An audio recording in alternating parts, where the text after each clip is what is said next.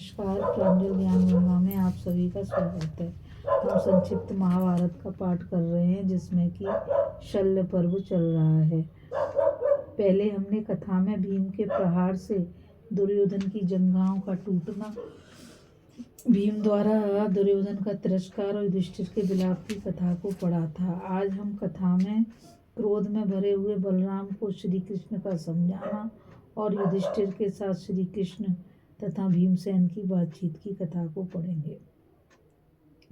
धृतराष्ट्र ने पूछा, संजय, जब राजा दुर्योधन अधर्म पूर्वक मारा गया उस समय बलभद्र जी ने क्या कहा? वे तो गदा युद्ध के विशेषज्ञ हैं, ये अन्याय देखकर चुप न रहे होंगे, अतः उन्होंने यदि कुछ किया हो तो बताओ। संजय ने कहा, महाराज, भीमसेन ने आपके पुत्र की जांघों में प्रहार किया।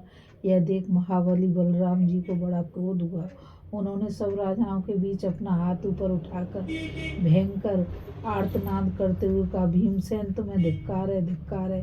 बड़े अफसोस की बात है कि इस युद्ध में भी नाभि से नीचे के अंग में गदा का प्रहार किया गया। आज भीम ने जैसा अन्याय किया है वह गदा युद्ध में पहले कभी नहीं हुआ था। शास्त्र ने यह निर्णय कर दिया है, गदा युद्ध में नाभि से नीचे नहीं प्रहार करना चाहिए, किंतु यह तो मूर्ख है, शास्त्र को बिल्कुल नहीं जानता, इसलिए मनमाना बर्ताव करता है। इसके बाद उन्होंने दुर्योधन की ओर दृष्टिपात किया। उसकी दशा देख उनकी आंखें क्रोध से लाल हो गईं और वो फिर कहने लगे, कृष्ण, दुर्योधन मेरे समान बलवान है, इसकी समानता करने वाला कोई योद्धा नहीं है। आज अन्याय करके केवल दुर्योधन ही नहीं गिराया गया, मेरा भी अपमान किया गया है। शरणागत की दुर्बलता देखकर शरण देने वाले का तिरस्कार किया जा सकता है। यह कहकर वे अपना हल ऊपर को उठाए भूमि की ओर दौड़े। यह देख श्री कृष्ण ने बड़ी विनती और बड़े प्रयत्न के साथ अपनी दोनों भुजाओं से बलराम जी को पकड़ लिया और उन्हें शांत करते हुए कहा, भैया, अपनी उन्नति 6 प्रकार की होती है, अपनी वृद्धि और शत्रुओं की हानि, अपने मित्र की वृद्धि और शत्रु के मित्र की हानि, तथा अपने मित्र के मित्र की वृद्धि और शत्रु के मित्र की हानि। अपने या मित्र को जब विपरीत दशा घेरती है तो मन में ग्लानि होती ही है। आप जानते हैं, पांडव हम लोगों के स्वाभाविक मित्र हैं। वे विशुद्ध पुरुषार्थ का भरोसा रखने वाले हैं। बुआ के लड़के होने के कारण इस तरह से अपने हैं। शत्रुओं ने कपटपूर्ण बर्ताव करके पहले इन्हें बहुत कष्ट पहुंचाया है। सभा भवन में भीम ने यह प्रतिज्ञा की थी कि मैं अपनी गदा से दुर्योधन की जांघें तोड़ डालूंगा। प्रतिज्ञा पालन क्षत्रिय के लिए धर्म है और भीम ने उसी का पालन किया है। महर्षि मित्र ने भी दुर्योधन को यह शाप दिया था कि भीम अपनी गदा से तेरी जांघें तोड़ डालेगा। इस प्रकार यही होनहार था। भैया, मैं भीम का इसमें कोई दोष नहीं देखता, इसलिए आप अपना क्रोध शांत करिए। बुआ और बहन के नाते पांडवों के साथ हम लोगों का संबंध भी है। मित्र तो ये हैं ही, अतः इनकी उन्नति में ही हम लोगों की उन्नति है, इसलिए आप क्रोध न करिए। श्री कृष्ण की बात सुनकर धर्म को जानने वाले बलदेव जी ने कहा, सत्पुरुषों ने धर्म का अच्छी तरह आचरण किया है, किंतु वह अधर्म और काम इन 2 वस्तुओं से संकुचित हो जाता है।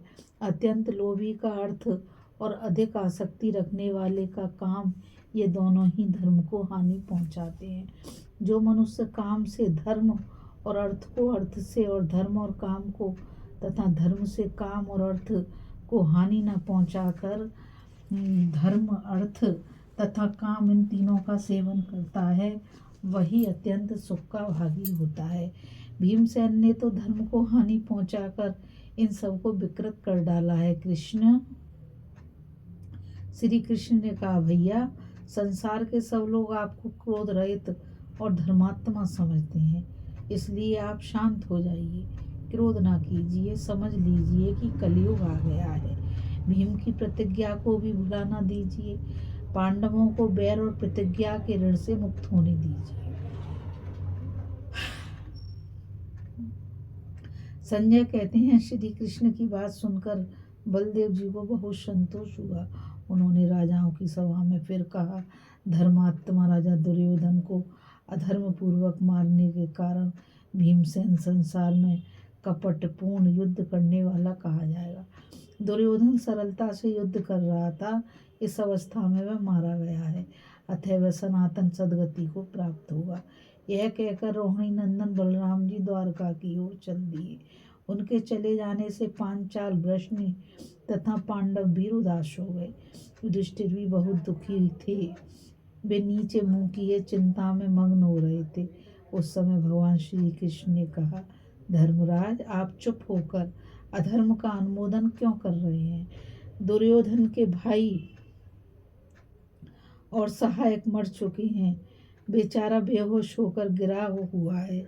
ऐसी दशा में भीम इसके मस्तिष्क को पैरों से ठुकरा रहे हैं और आप धर्मज्ञ होकर चुपचाप तमाशा देखते हैं। क्यों, ऐसा क्यों हो रहा है? युधिष्ठिर ने कहा, कृष्ण भीमसेन ने क्रोध में भरकर जो इसके मस्तिष्क को पैरों से ठुकराया है, यह मुझे बिल्कुल अच्छा नहीं लगा।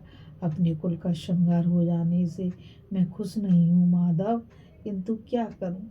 धृतराष्ट्र के पुत्रों ने सदा ही अपने कपट जाल का शिकार बनाया है, मुझे कटु वचन सुनाए हैं और वनवास दिया है।